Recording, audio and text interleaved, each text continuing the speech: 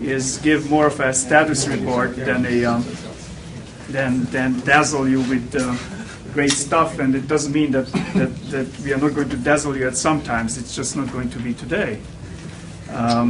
We are very enthusiastic about intentional programming, and that's the other change too. It's IP used to be Internet Protocol today, and now it's when I say IP, I mean intentional programming. And maybe one day the Internet Protocol will disappear into the implementation detail, and everybody will talk about IP for intentional programming.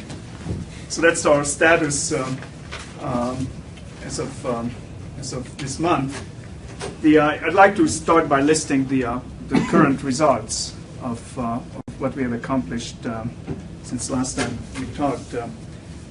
One of the interesting tidbits is that the next version of Visual C++ that is going to the market will include a feature that they call attributes, which was inspired by IP. It is not using any of the IP code, and it is text-based because it has to be compatible with the rest of VC. But it's very exciting in that it will bring transformational programming into the marketplace. What they decided to do is to allow the linking of little transformers that are implemented in COM objects to the compiler, and that these COM objects could be called by a word that is attached to a very simple syntax, a new syntax that they would add to C++, that allows the attachment of essentially an intention to any declaration in C++. And if somebody would include this new syntax into their programs, the COM object would be called. A transformation could be done on the source code, and thereby the language would be dynamically extended, exactly like what IP promised to do. The differences are that the syntax is fairly primitive and fixed, and also that the transformation has to be done on a source basis. So those are limitations, but still it allows them to implement a number of extensions to the language that they were under pressure to do. For example, to support COM, to support COM2, and in general to simplify Windows programming. And so they will be able to do all those extensions to the language without adding unnecessary or complicated syntax, and basically at a much higher speed than that was possible to do before. This will happen next year, and I think it's a very exciting development. And well, it was a result of our presenting IP in great detail to them, and it inspired them to do a copy for themselves. The next interesting result is that we have completed, Greg Shaw, who's here, completed a domain-specific language that implements user interfaces in the Outlook program. We found some people at the Outlook project that are very forward-looking and are very enthusiastic about IP. And it turns out that people throughout Microsoft are relying on domain-specific language to do domain-specific things. And these domain-specific languages are typically implemented in a combination of Visual Basic, and in this particular case, it was implemented in Excel and a couple of scripts written in Perl. So the database was kept, or the program, if you will, was kept in Excel in a relational form, and then the output from Excel, the text file was transformed by a Perl script into C++ declaration files that was then compiled by the C++ compiler and linked into the system, as representing the user interface of the system, of Outlook. Now this is obviously a very awkward way of doing business. There was certainly there's no debugger support, and especially there's no check-in, check-out support for this particular database, which is truly a part of the source of Outlook, and it has to be kept separate from the regular source, and it complicates the build process as well. Well, IP is really very well suited for such a task, and in fact, Greg worked on this and accomplished the task very quickly. Obviously, because it's in this stage of development, it put a lot of load on IP itself, and we had to improve performance and fix bugs to support this effort. But now this domain-specific language has been delivered to them, and it's being evaluated, and by all estimation, it will be part of the regular build process of Outlook, and that represents our first deliverable to outside of the team. Of course, we have used IP ourselves because we have been bootstrapped for a number of years. So it's not like we haven't experienced operational use yet. But I think it's very gratifying to see people outside of the team whose motivations are completely different. Namely, they are interested in their success and their effort alone to use the system and benefit from the system. The language itself was very easy to design. Basically, they designed it for us. And I mean, they specified the kind of formats that they wanted.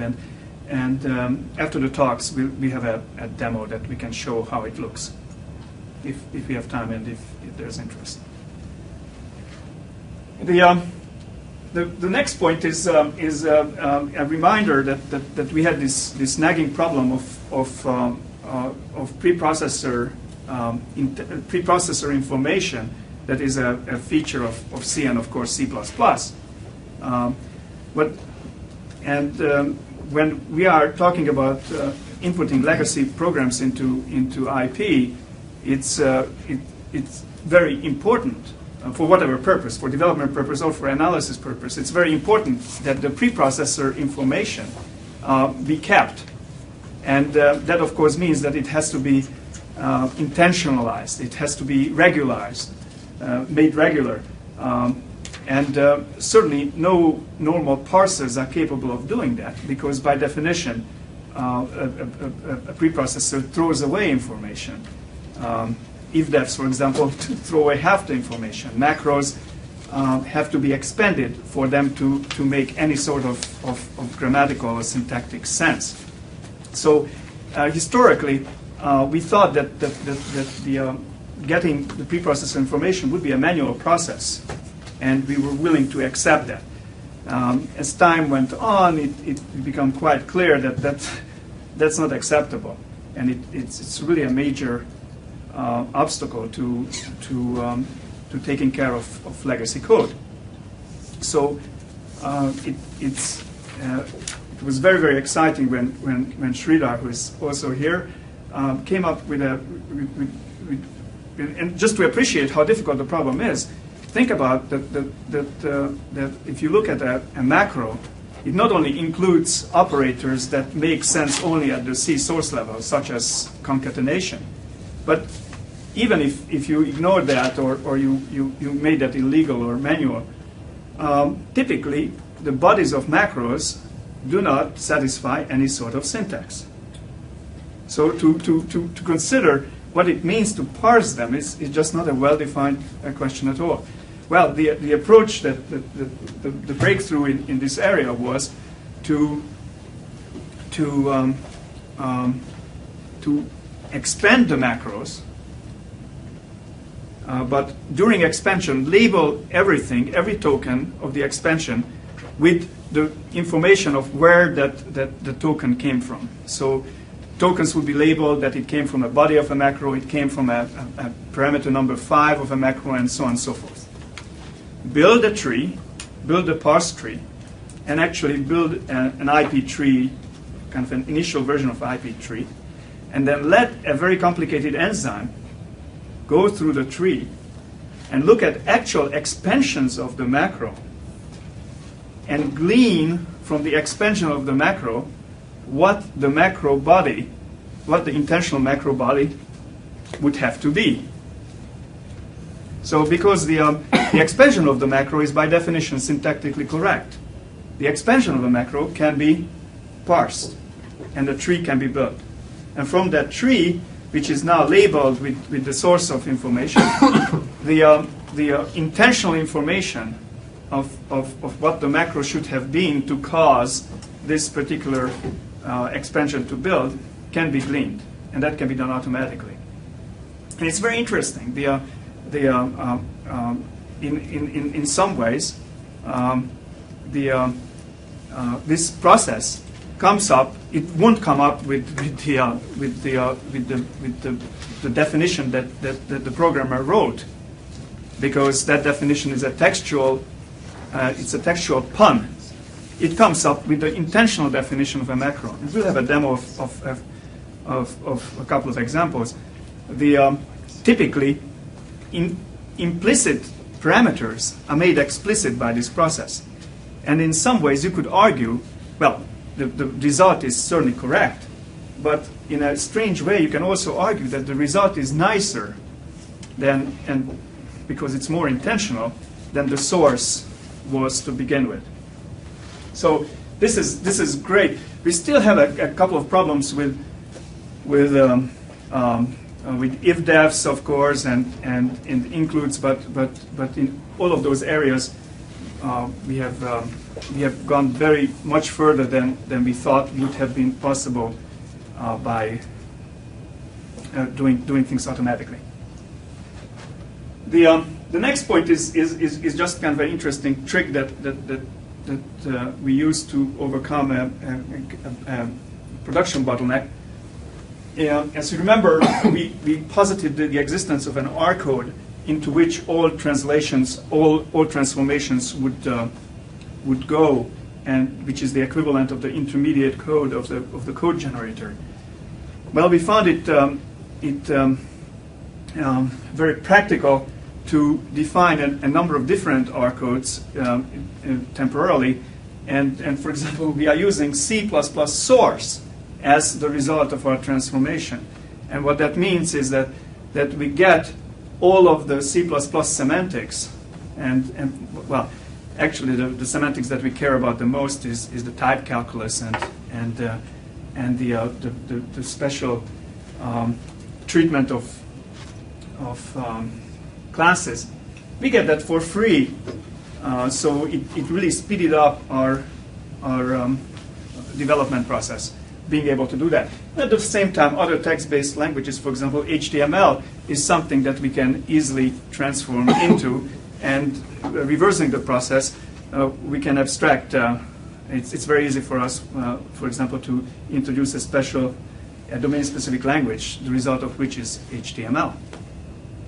One interesting demo that we did a couple of months ago that unfortunately hasn't survived the latest updates to the system was to demonstrate the G language of the natural language group in IP. And in fact, we demonstrated the import of G programs into IP, and the introduction of new abstractions into the G language that we claimed was a simplification, but was more of an example of how easy it is to add features to the language, and then the resulting system worked perfectly well within the existing natural language system. Finally, reduction 5, R5, which will be the subject of the rest of the presentation that Paul Kwiatkowski will give. Until this time, we had a number of reduction. Of course, is the process of scheduling the transformations by the independently developed intensions. That has always been one of those big unknowns on the horizons, and our work was to basically enable us or create enough structure so that we can find out what the problems were with reduction. Well, we reached that point, and we found a lot of problems, and finally a very nice solution has been proposed, and Paul will describe both what the solution is and also what was wrong with what were the known wrong things with the previous reductions. Just for calibration, the current bootstrap is is running on R3, so the system supports R3, and we pretty much implemented and in fact we're in the process of bootstrapping using R4. We have abandoned that effort because now it's R5 is giving us a hope for a truly general system, as you will see from Paul's presentation. By problems, what's nice thing about, I really mean this in a very positive way, these are the things that we are working on or have been working on and kept us busy. The nice thing about this slide is that there's nothing here that is not just plain software engineering. The problem is that the volume of all this plain software engineering is fairly large. I think that in the past we had the software engineering problem, but we also had these large unknowns about how to do reduction, for example, how to recognize preprocessor information from legacy code. Now I think that those unknowns are fairly well handled, and we are left with the issues of tracking the different developments of VC, of course, that we have to, with which we are sharing a lot of code, both on the front end, in the parser, and on the back end with the code generation and the intermediate language. Let's skip this, but it's a very significant effort that has just completed, and it gives us much more capability, and it uses unique internal names for things for permanence. We improved a lot in what we can display, and with the efficiency we can display things. That's getting very important when we are talking about the domain-specific languages. We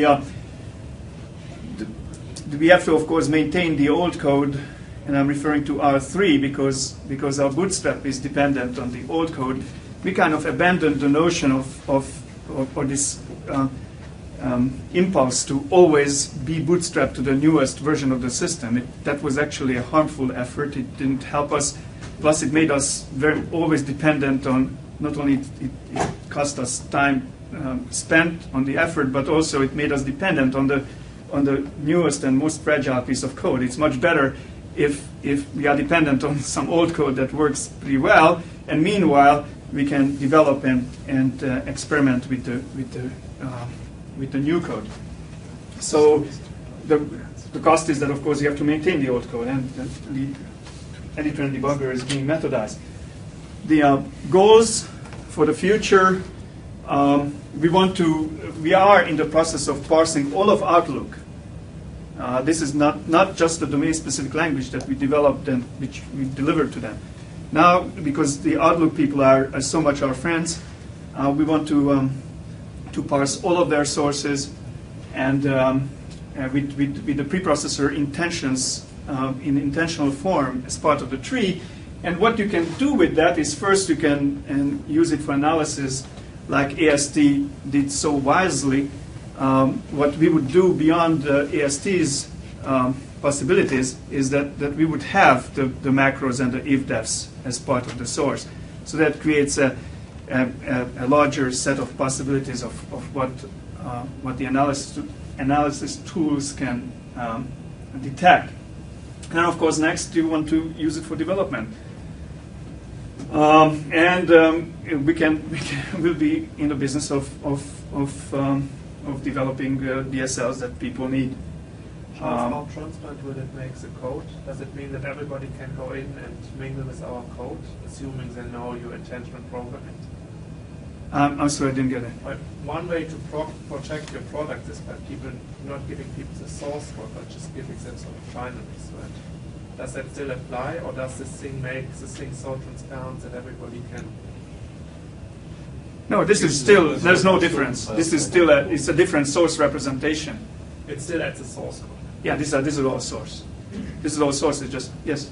One comment I want to make along the lines of AST is that one problem AST log has is that they only look at one CPP file at a time. We'll be able to do whole program analysis because we'll have the entire program parsed at the same time. So I didn't know that. Another benefit over AST. I see. Okay, and bootstrapping becomes an internal goal that we don't talk about much, and it's we done it once, and so we are not relying on it anymore as Moving to R5 seems important to rebootstrap, doesn't it? No, it's not necessary. I think that it would be a good opportunity to do it after that. Yeah. Yes, certainly. I mean, right now the incentive to bootstrap to R4 is like 0. Right. So that's what we mean. But you're right. I think that it's not to be delayed. It's just that we are more emphasizing these as the external goals, and this becomes kind of an internal goal that we pick and choose at our convenience. Finally, the idea, the IP idea itself is getting some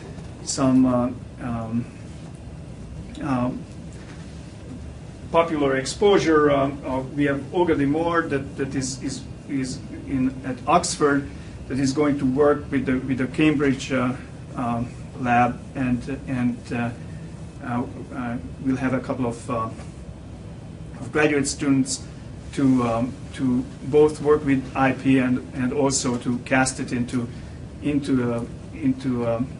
language that is acceptable and appreciable by the reuse community.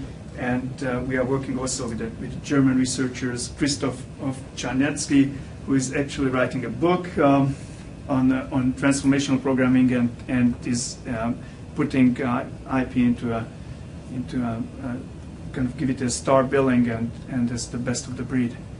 So and of course we're going to all kinds of conferences and start to talk about IP in an open way and getting people get used to the idea.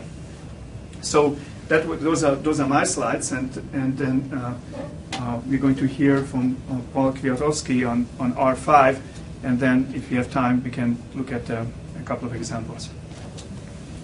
How big is the output source? It's very big. A few million lines. I don't know precisely how many. Yeah, it's millions of lines. I think that it will be about 3 times bigger than IP. That's how I feel that it's claimed to be 200. bigger than Word and Excel put together. It's been represented to me by the Alpha team as that size of it. It's not a happy subject. It's just that they are very enthused about us. So that's why we are working with them, not because they are match our needs that well. It's very, very big. Yeah, if we can do them, right. We can do anybody. Word is 4.5 million. Okay, well, whatever. Well, Word 97 was. That's probably bigger now. You wrote most of those lines, didn't you, Charlie? Right, I wrote about 20,000 of them. But those were the good words. No, I'm not going to put them down. I think that these lines are, I mean, even if they are wrong at most by a factor of 2. So it's still a lot of lines, a lot of good functionality there.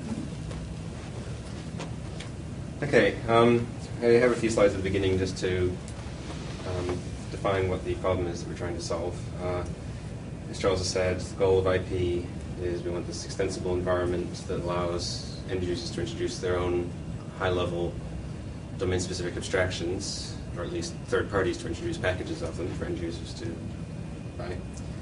And we're trying to be honest by saying that even what you think of as the most fundamental language features, those could have been written by a third party, which is perhaps something that differentiates us from this visual C++ extension.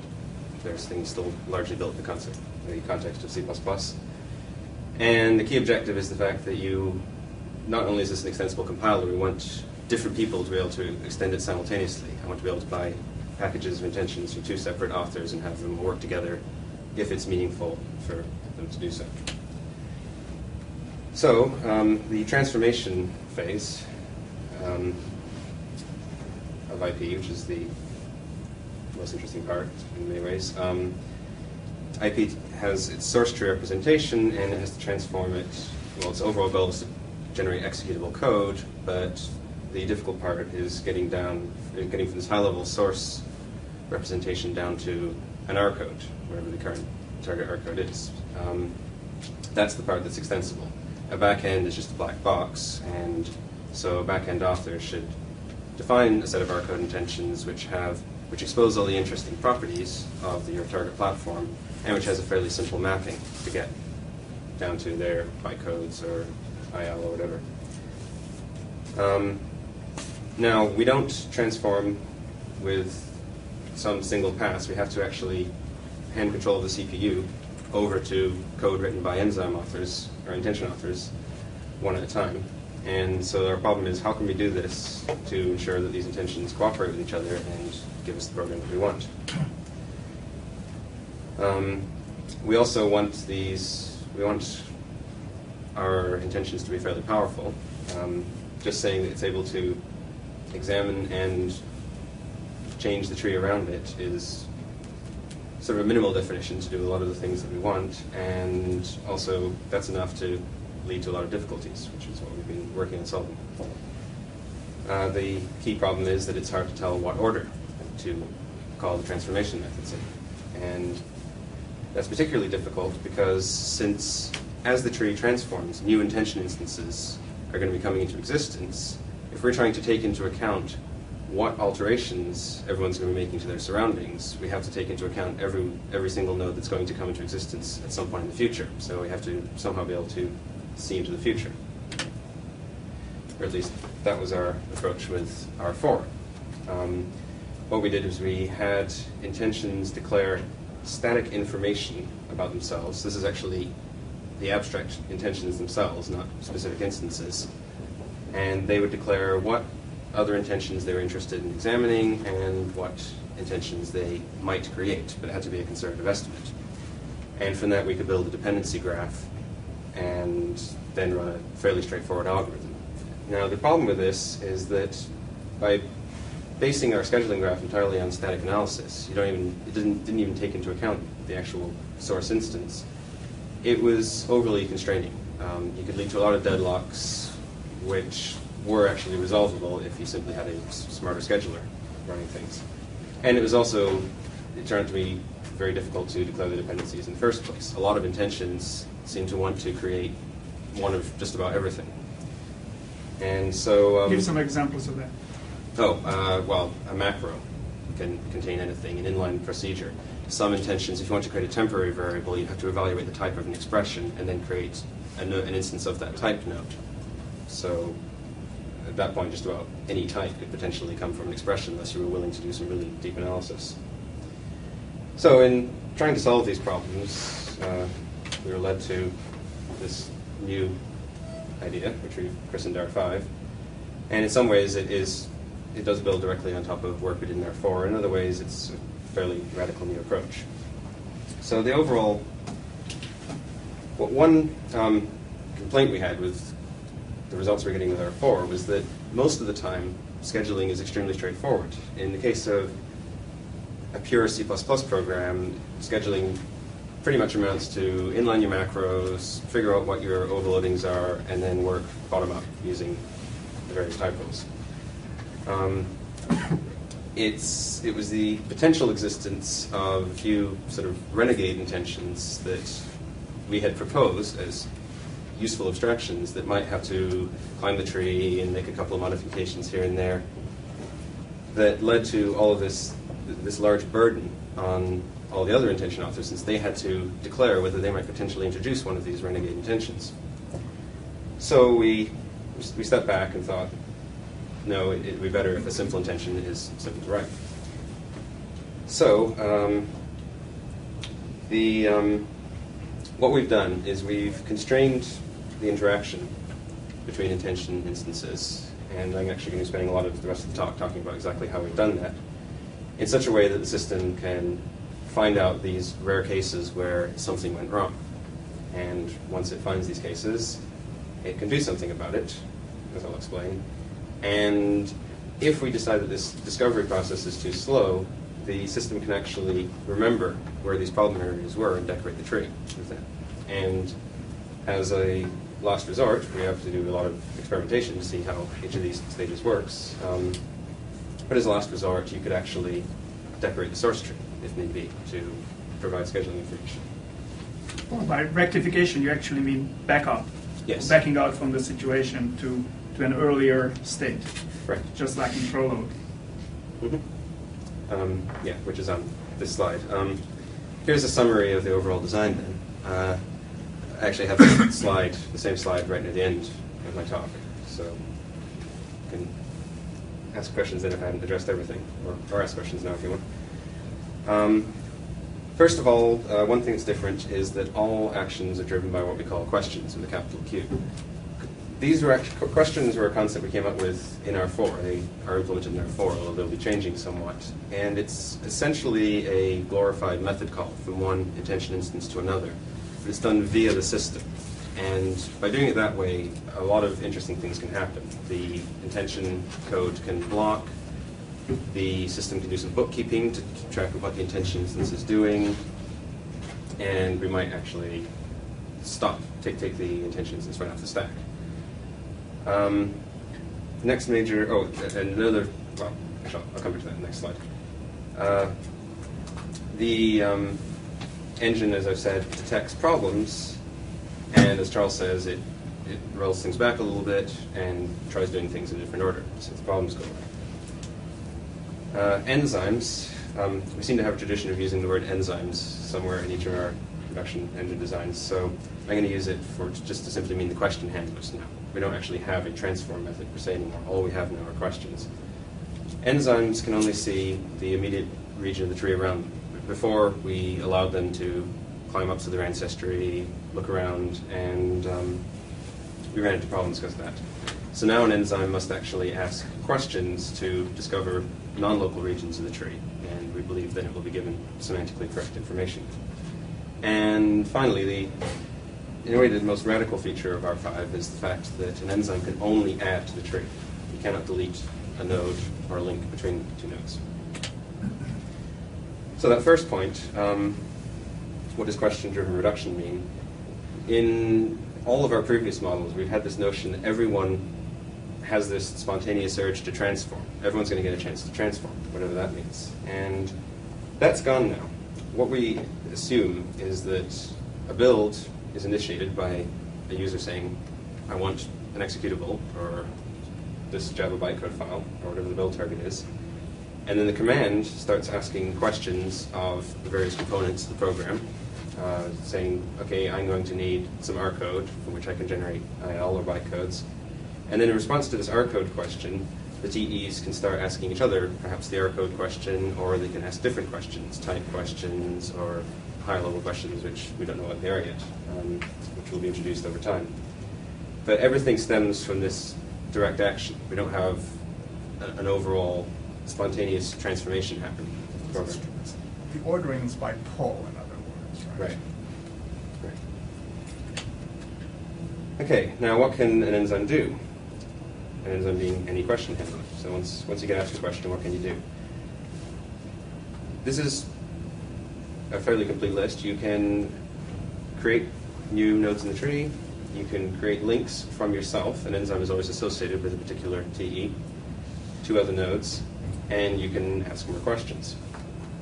And so we're being so strict about this that in order to create a link from another TE, which isn't you, to a third TE, you actually have to ask that TE to do the job for you. Is there a standard list of questions, or? No, the set of questions is completely extensible. We're going to start off with a useful list saying, look, we implemented C++ plus these extensions with it, but anyone can define any protocol they want, and if they can get other people to write code to that protocol, those are equally valid questions.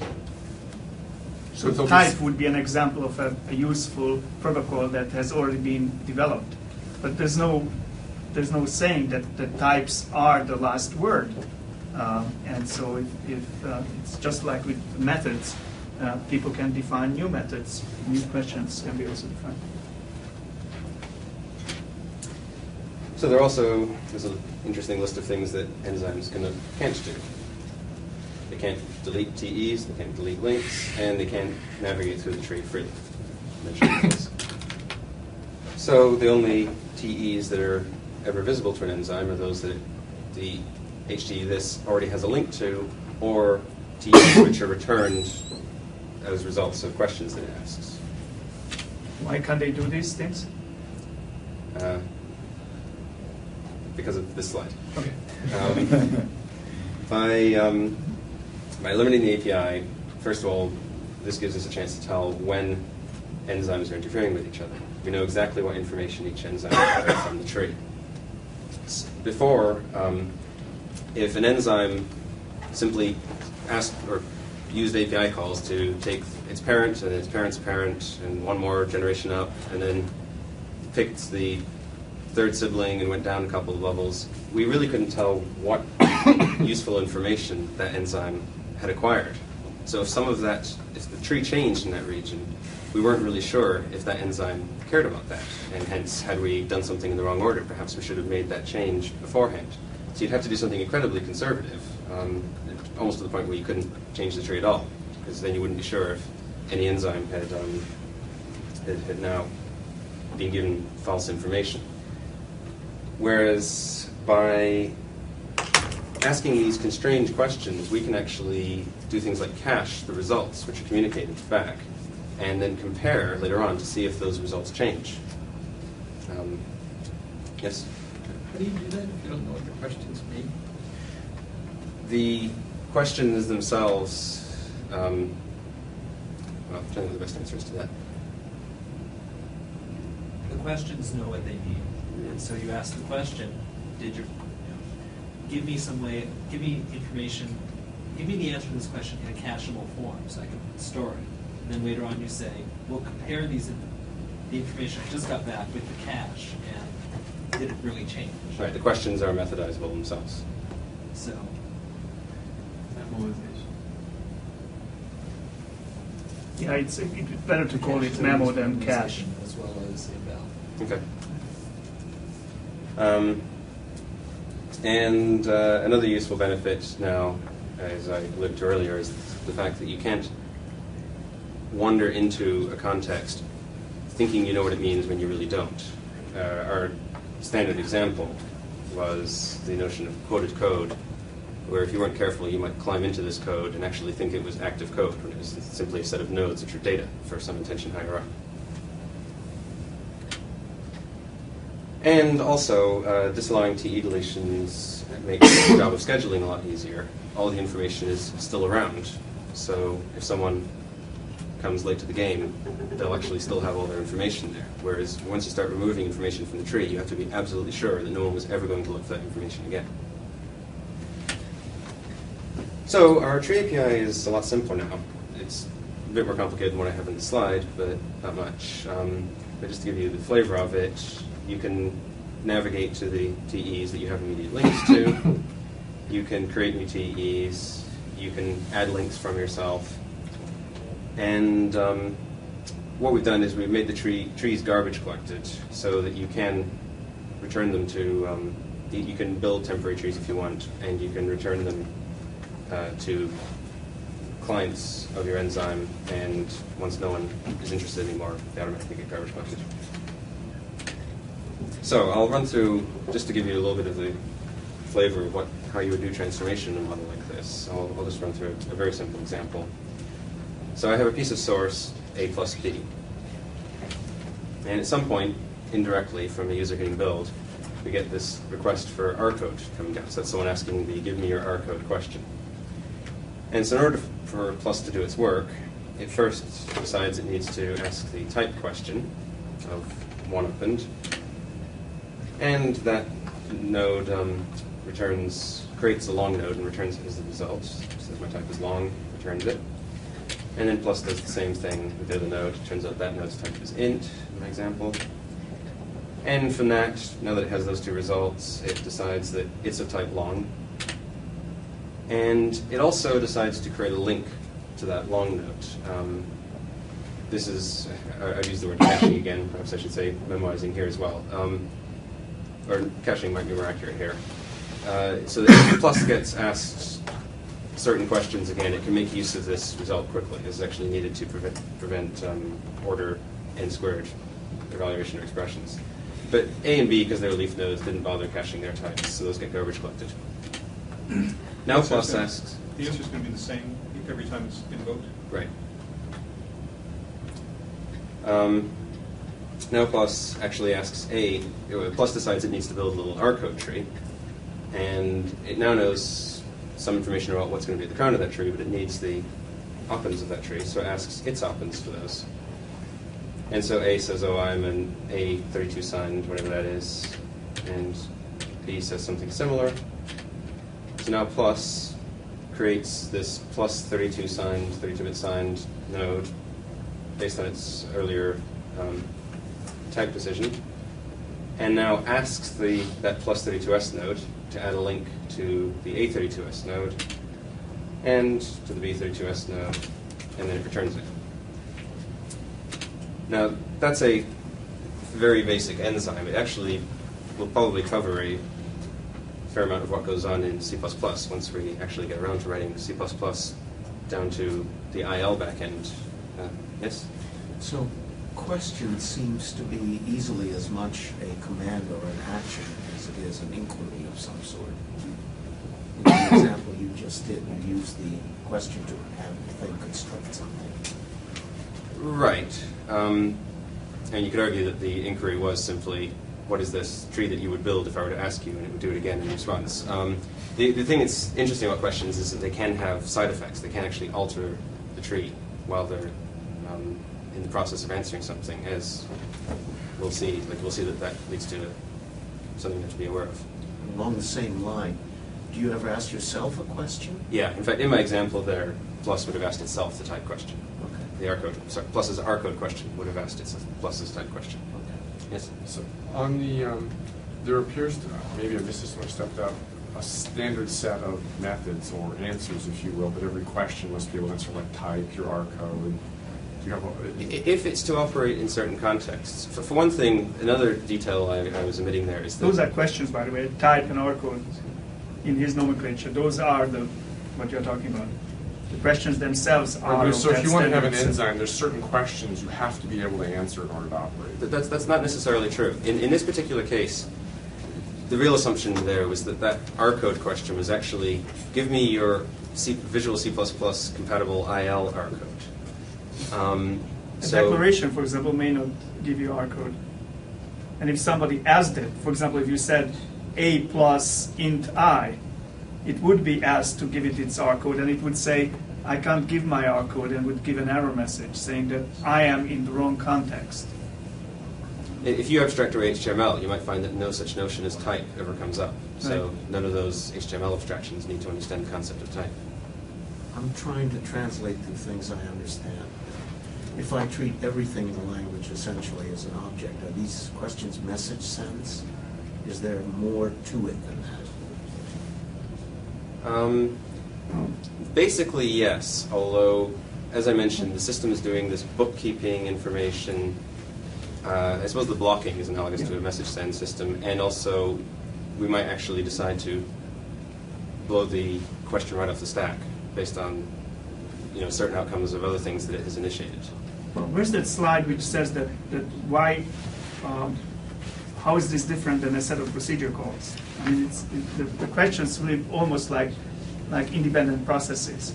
And it seems to me it's like a cross between independent procedure calls and Prolog evaluation, or like one of these backtracking evaluators that is essentially crawling over a large tree of coroutines that need to interrelate with each other. It's much more like concurrent Prolog. So it's sort of like concurrent Prolog with generalized procedures that can be embedded in the queries.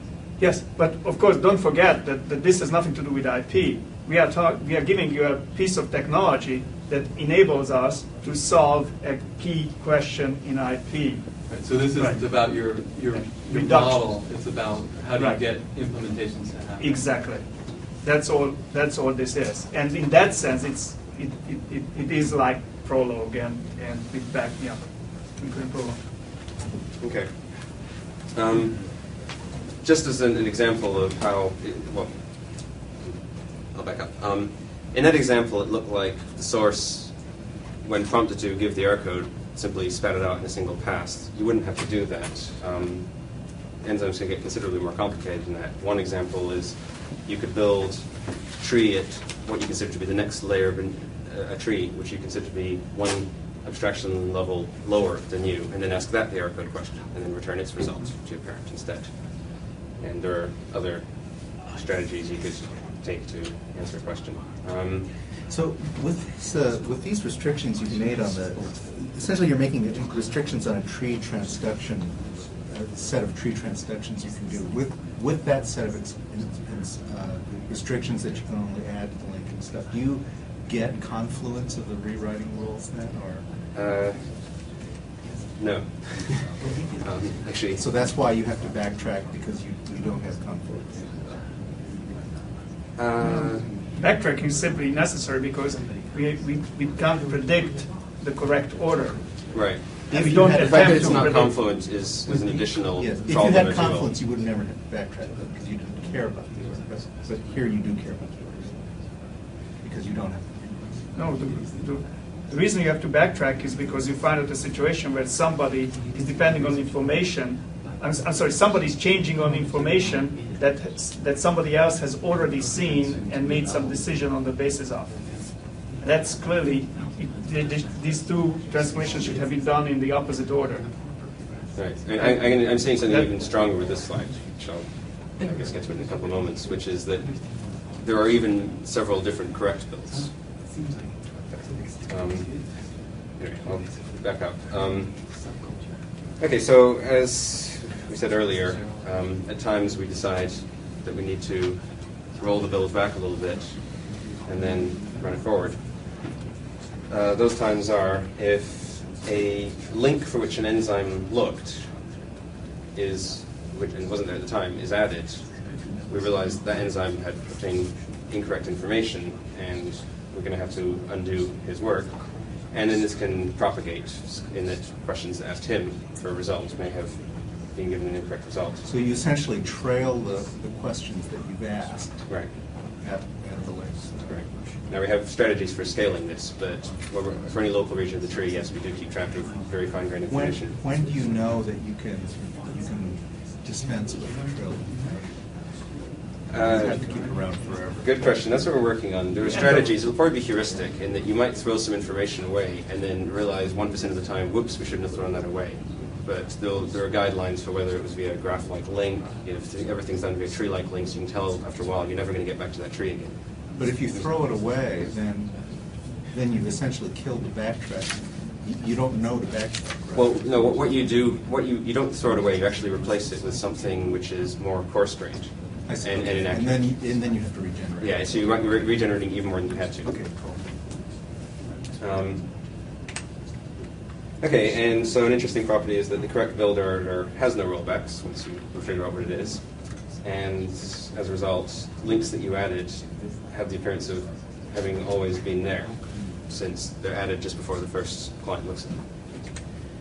And to answer Jim's question about confluence, no, we're not guaranteeing confluence, largely because enzymes are black boxes. Forms. I'm sorry? That you have multiple normal forms that you want to rewrite to ambiguity. Right, and also, unless we were to actually have an enzyme declare lots of static information, we couldn't even detect the fact that there were multiple correct builds without trying every possible input to every enzyme. So here's a simple example where I have two enzymes essentially saying, if you ask me and the other guy hasn't already added a node to himself, I'll add a node to myself. Whoever you ask first wins. And so, in principle, a subtle change in scheduling order can lead to a significantly different program, but we're assuming that enzyme authors are attempting to write robust code, and generally these situations will only come up when they're harmless, things like adding a new local variable. No one really cares which order the local variable is going, as long as they all get added. And if you really felt that there are several potential correct builds, and some of them are better than others, then you can introduce information to rank them, and at which point we'll consider only the ones that achieve a certain ranking to be correct builds. So this comes back to our basic question machinery. If questions were simply method calls, then the scheduler would have nothing to do. You'd just run the enzymes and the program would either finish or not. But the point where we give the system an opportunity to change the ordering is we encourage enzyme authors to submit questions that they know they're going to need the answers to as soon as they have that knowledge. So an enzyme will typically submit more than one question at a time. And then later on, they have to actually say, we have a wait call, as you see, which says, I now need that answer. And at that point, we might block and then finish some of the questions before we can come up with this answer. So it might be, if you submit 3 questions and then wait for one of them, 3 questions might be answered in any order. And then the answers are stored until someone actually asks for them. The enzyme won't be aware that it's blocking. By the way, the reason for this is so that we don't get deadlocks. What's the benefit from submitting many questions and waiting for the answers? So that we don't, you don't over-constrain the situation. That's the right, yes. If we discovered that someone had received invalid information and we had no flexibility in the ordering, there would be nothing we could do. We just have to say error. And yes, another thing that can happen when you're blocking is you might actually get taken off the stack along with all of your side effects. We're constraining the API in that respect, so we can do that. And but we might have the option of supplying an error handler rather than an exception mechanism. So to go into a little bit more detail on the scheduling problem, if we have a question AQ on a node A, and it modifies a node B in such a way that a question that B answered, BQ, is invalidated, then that's a case where we realize we're going to have to do a rollback. But before we do that, the system makes a rule, a mental note of the form that A should answer AQ before B answers BQ. Otherwise, we're going to hit the exact same problem again. And then the system rolls back and tries again, remembering this rule. And to make a long story short, we have to be robust with respect to paradoxes. What if A.AQ changes B in such a way that A.AQ never gets asked now? And according to our earlier definition, the only legal code that can run during a build is code which gets asked indirectly from this initial build command. And you can actually come up with examples with if-defs and what we call contributions, non-local effects in the source that can fairly easily lead to paradoxes. It's an erroneous program, but we have to be able to tell the difference. Overall, it's hard to predict the performance of this, but we have some strategies planned. As I said right at the beginning, we can save these rules that we learn into the document, and we can even check them in as part of the source. The enzyme author might be able to help out if he knows that there are several common situations that come up which result in 5 rollbacks before his intention actually compiles correctly. So he can provide a hint to the system to go straight to the correct build. Although we have to be a bit careful about these, because if we still hit a deadlock and we have to actually, we go into a more advanced algorithm where we consider breaking rules, it's hard to tell which hints we ignore. The user can provide hints in the source. That's our last-ditch option. Hopefully we won't have to resort to that very often, if at all. And we can also provide basically some extra, again, more hints from the enzymes, but they can have various flavors. A statement list, which is going to have statements inserted underneath it itself, can promise that it's going to ask every single statement for its R code, so we don't have to keep on rolling back and checking to see whether it still wants to do that. And the good news is that what we've been talking about the scheduling problem now is it's just a performance problem. We do have an algorithm which will terminate eventually if you don't provide any of these hints, but we'll see how often problems come up, and scheduling it's now a set of heuristics to try and zoom towards the correct order right from the beginning. So here's my review slide, the slide I had earlier. Maybe some of this has more meaning now. Everyone only responds by being asked a question directly. The engine does rollback. The enzymes are very restricted in what they can do, and the fact that the enzymes can only enter the tree. We have a working prototype, which does, well, among other things, the little example that I walked through with the animation there. And we're making steady progress with it. We still need to manage some of this blocking and rollback. Right now we just halt if we detect an error. We have to make sure this scales. That's essentially a software engineering problem. We have to do a lot of tricks and, again, heuristics to compact information when we don't think it's going to be useful anymore. And certainly in C++ programs, there's a lot of information that you don't want to keep around for the duration of the build. I'll ignore that influence point. I'm going to take that off. And the most important thing is we need to experiment with useful real enzymes to see if you can actually do the work you want to do using this restricted API. And so overall, R5 has solved a lot of problems in R4, and we had several solutions to individual problems in R4, which we were starting to feel were sort of ad hoc, and now we've unified all of those reasonably formally. And the most important thing, that we need to now gain some experience with it, writing some enzymes. What's your experience with how subtle the interactions between these enzymes are? It seems to me that, because these are having side effects on this global tree, and you can do sort of these blocking and deadlock things, that potentially the interactions between these can be very, very subtle. And if they are, then you sort of have a debugging problem for making one set of enzymes. But also, because of these sort of very global kinds of interactions and scheduling interactions, dynamic interactions between enzymes, I'm wondering what the real prospect for having two sets of enzymes that different people have written to be put into a same production system essentially, and having those interact without disaster happening. Well, the questions, by making everyone go through these exposed interfaces, in a way that makes the job of the enzyme authors a lot easier. Presumably when you publish the interface, you document it carefully, explain what the invariants are, and those are supposed to hold up. The case where I'm most worried about complex interactions is in the scheduling, but that's really the systems problem. And we have an algorithm which will find the correct scheduling order in a finite amount of time, but it might be a very long finite amount of time. Yeah, it seems that's just like saying breadth first search is complete, but right. But it's a dovetailing walk we did. It's breadth first wasn't complete either, because you could introduce new rules. No, but look, as I don't think that the cruder the changes that you make to the tree, the easier it is to detect that somebody else is looking at the same thing. Oh, I guess the kind of answer I was looking for was, well, the kind of things that enzymes do are very simple, and that you don't get these subtle. No, not at all. It's in terms of existing features to existing languages that we know of. These problems simply almost don't exist.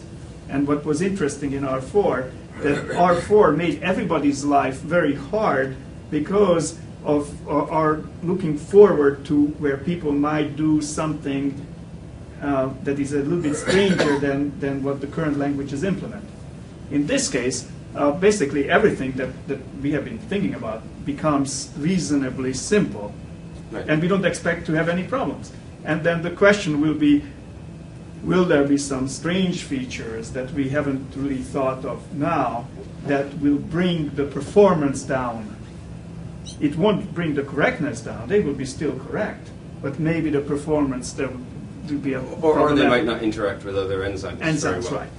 Right. So that's where we can have a Darwinian argument, but at least we know that you will always know that your program wasn't going to work, or we'll just build an incorrect program for you.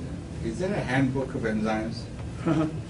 I would like to be able to teach our students. You should be thinking about these Yeah. kinds of Well, transformations. certainly, as I mentioned, that this is where Olga and people like Christoph are coming in. That people actually are writing books and How many are there? How many do you have? Do you know? we have about 4. There are these 2 groups, and they have say 3 people in each. So are there 100 enzymes? If you Oh, could, enzymes. 1,000? Well, The- C is, I don't know, 100 or so enzymes. We have introduced about probably order of 30 or 40 domain-specific enzymes for our configuration, I think things we've demoed to you over the past years. In R5, there's about 4 enzymes right now, because we're just starting.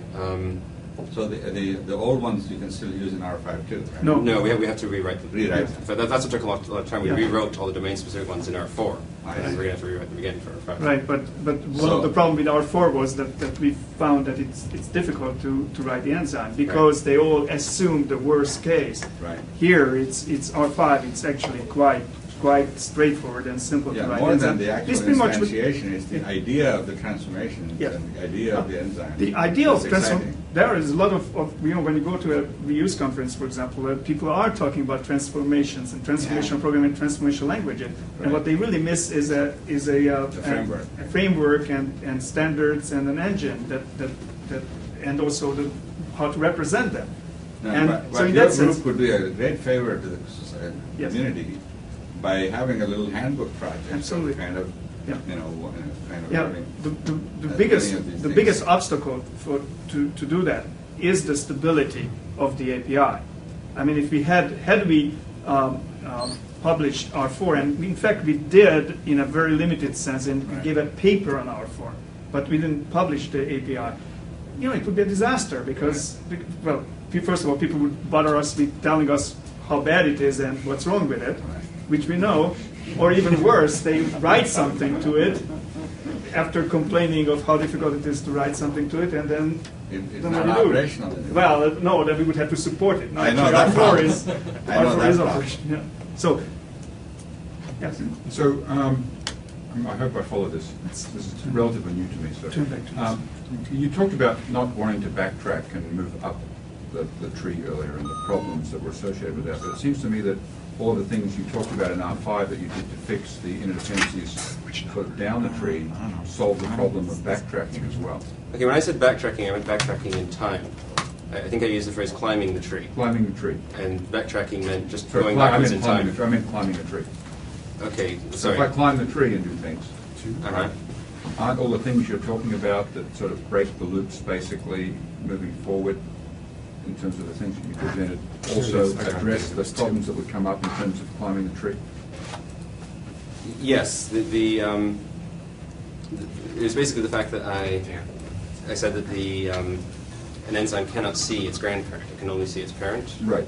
And in order to see its grandparent, it's going to have to ask its parent something meaningful. We don't want it to just say, "Tell me what your grandparent is." It's more likely to say, "What's your enclosing scope?" or "What's your enclosing loop context?" Something semantically meaningful. At that point, if your parent is an unquote and it's actually your great-great-great-great-grandparent, above a tree quote, which is what you really wanted, and you didn't know this, they'll send you the right result when you were after. So you try and ask for semantic information rather than just geometrical information about the tree. Okay. And then the other question I had was, with this sort of wait for example that you showed us, which was intended, as I understand it, to sort of break potential blocks, inconsistencies in the tree, right? Is that correct? That you were using that to prevent deadlock? Wait for, well, when I mentioned the fact that the system remembers rules as it goes, Right.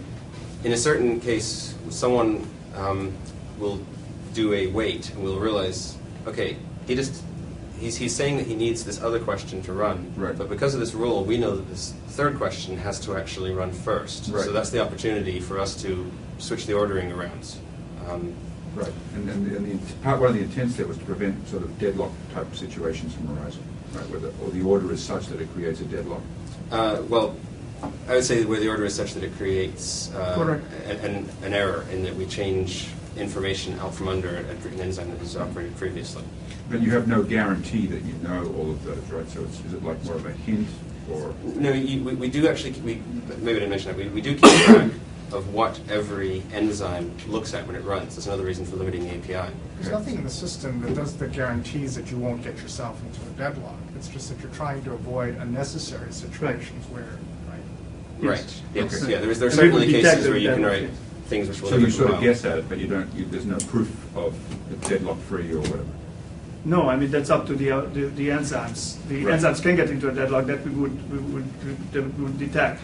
What's more important here is that if the enzymes are all correct, except that they have to, because of their interaction, somebody's looking at something that the other one modifies. Sure. There's an implicit ordering, and how this ordering, the correct ordering, is detected, that is the important issue. Right. Yeah, it's a dynamic approach. We will guarantee that your build was correct according to our rules, but So we can't guarantee everybody that all looks builds at of a given something enzyme will after work. everybody else had a chance of modifying it. Thanks. Okay, if you have a few Yeah, minutes. let's just take a look at the demo. Yeah, first we are going to look at the recovery of some macros. So you're going to show us tell us what you're going to show us. Well, let's just pick out a macro here, just by way of illustration. Do we have, is that the source? No, that's the recovered, all right. Oh, you want to see Okay, the, no, that's fine, this is great. This is the result of reading the legacy code from a C source. And this is the result of parsing a particular macro, and a typical macro that is a for statement without a semicolon at the end. So this macro is used to abstract some sort of looping, and you can put this macro in front of a statement to make that statement loop. The macro body itself makes no syntactic sense because it's an unfinished for statement. And in fact, the red text is the physical, the ASCII text of the macro definition. What came after the pound statement, we just keep it for future reference in case we want to debug it or to document it. And the interesting thing is that you see that this is a picture of the tree, the recovered tree. So this is intentional information. And what's interesting is that there is also an argument 2, that has been discovered. Argument 2 is in fact the statement that the loop is operating on. So if you think about this sort of macro that takes the next piece of text and does something to it, is really, there's an implicit parameter there. And this implicit parameter has been discovered and made explicit. What's So- arg1? Doesn't take it. arg1, why is arg? Oh, yeah, this is also pretty interesting. arg1 turns out to be I-corner in the macro. Now, this is a really dirty piece of code. And when you see extra arguments that haven't been in the source, you can bet that something dirty is happening. So what's happening here, that I-corner is, and mind you, I'm going to explain what's happening, but it's also important to realize that this was discovered by a completely general method, not by AI or not by special casing anything. So what happened here was that I-corner is it's not a global variable, nor is a constant. It's a local variable that is stolen from every procedure in which the macro is called. So if the macro is called from 2 different procedures, there will be 2 different I-corners that this macro is referring to. Again, the proper way of expressing that fact is that I-corner is an argument to this macro. And of course, the way that this was discovered is that the enzyme, or the tree-walking, munching, tree-eating thing, was looking at 2 different expansions of the macro and discovered that there is a difference in that position. And of course, when there is a difference and everything else is the same, well, it had to become an argument. And the 2 macro calls, I don't know if we have let's look at the actual macro calls that are in in a program. For example, here's an example of a macro call, and you can see that the I corner, which is a local variable here, is passed as an argument, and then this statement is passed another argument, and it's just a very nice trick that it's an unparsing trick that this particular second argument to that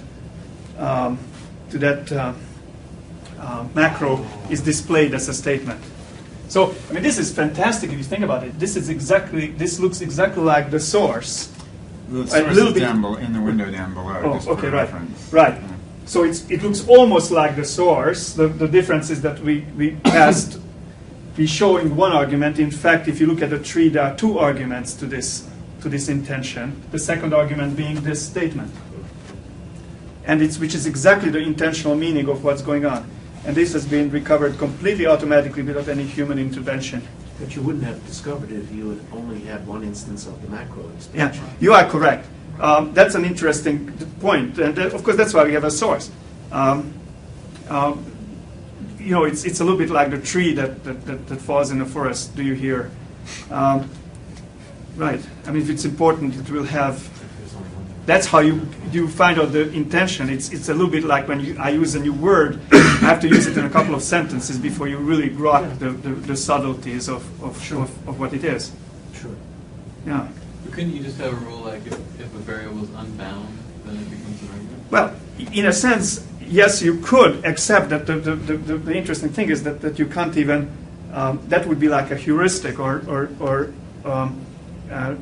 we may not get to that point because we would have to parse it first. And this is really enabling the very parsing of that text. If you only use it once, it's not clear what the intention was. Yes. Anyway, right? Right. Why Sure. did you write the macro? Yeah. For future use, obviously. Yeah. Oh yeah. I mean, but I mean, this is a fantastic. I mean, for the purpose of analysis, this is a fantastic source. Okay, so let's take a look at the domain-specific language.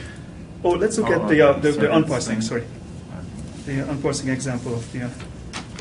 It's trying to take about 5 minutes. Okay, it will be much less than that. This is just a nifty example. Oh, here you have a lot of Boolean expressions, and using our new routines that can do unparsing. One way to unparse something is in terms of gates, and this can be edited. The not, for example, is a separate. This not can be separated and deleted by itself. And if you think about it, I mean, there's no reason for this not to be a plus gate. And effectively, what you have is a flowchart. And of course, here's the if-then, and I don't know why you should have some statements in the if-then case. And then the statements would be... Those are the statements in the true case, and that's the statement in the false case. Okay, fine. Yeah. Oh, yeah, right. You just select it if you're having I see. gates. Right. Could you make this a compound statement, and then it would be an edged box, wouldn't it? I'm not sure. I think the that's one is compound lost. statement Trick is lost. Okay, anyway. turns off. It's the very easy to circuit do display. these nifty tricks, and it applies to legacy code without any change. So this will be a typical market for people to come up with new styles for displaying programs, and users will just adopt it, look at it, they either like it or they don't. And if they don't, Knut, for example, would get royalties for his style of displaying programs. Okay, and lastly, the domain-specific language that we did for Outlook.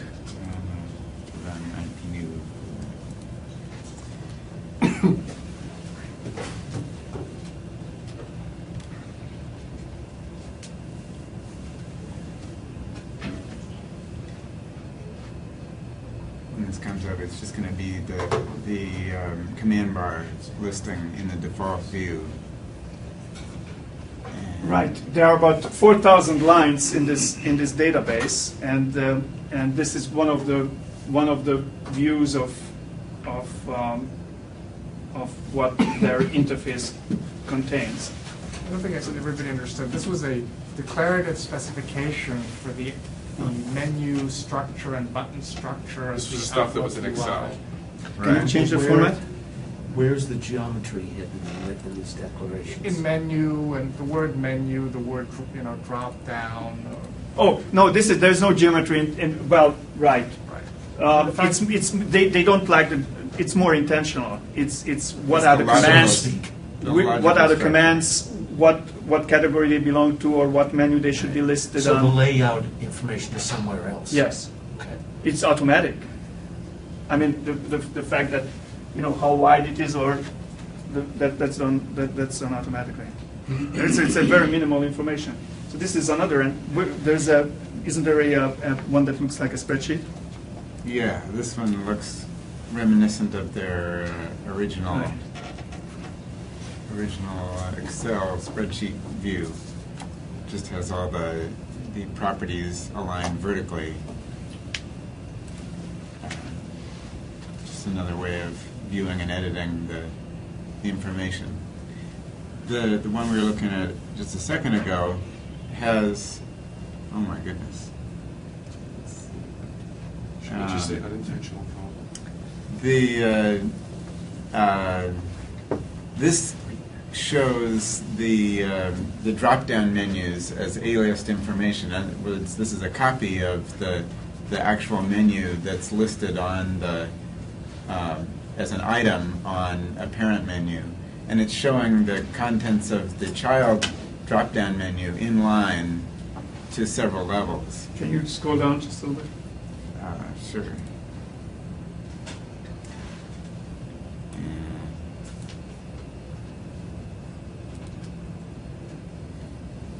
Well, before they would have had to go through the whole process of, if they make any change in their database, they would have had to go through the whole build process and make a new system before they could inspect the menus as they would look at what the implication of their changes would be.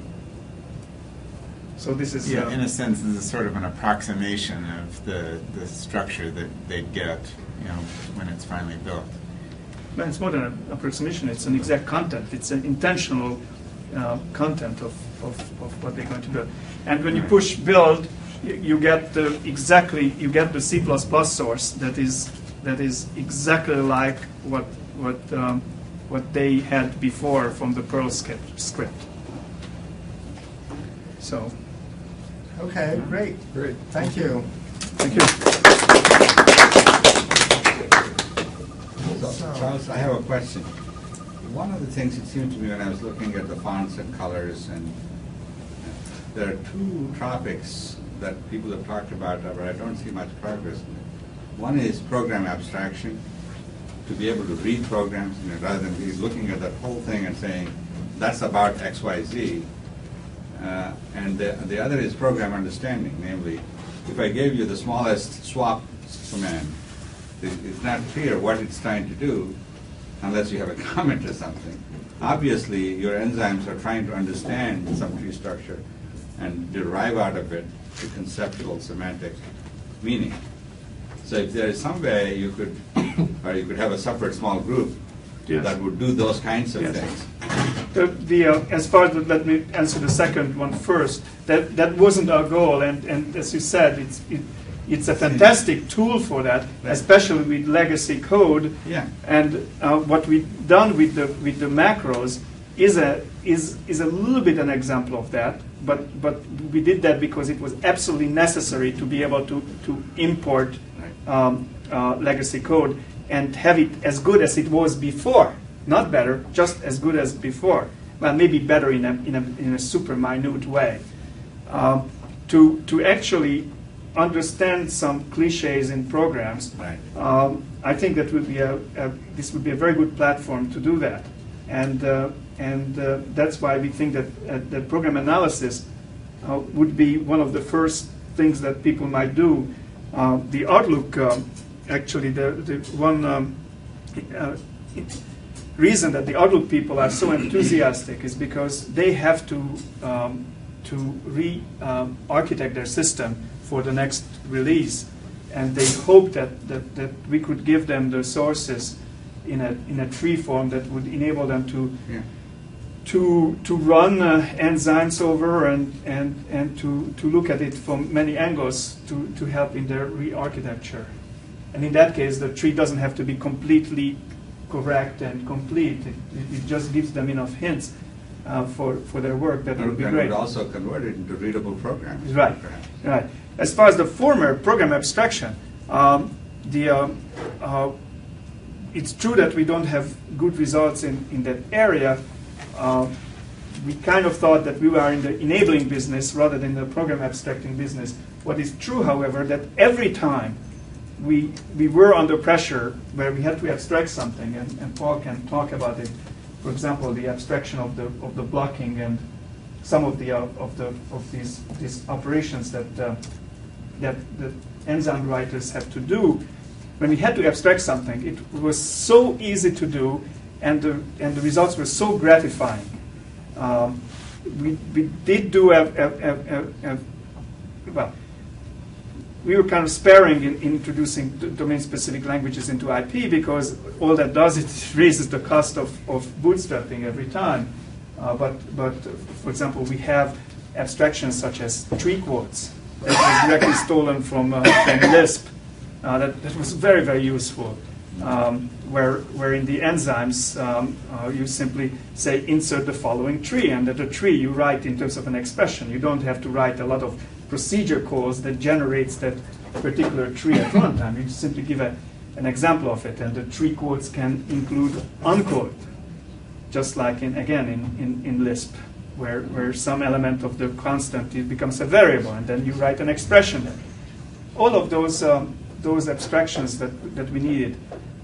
There was no problem. There was no problem in creating a tree format for it. There was no problem in creating a representation for it, a source representation for it.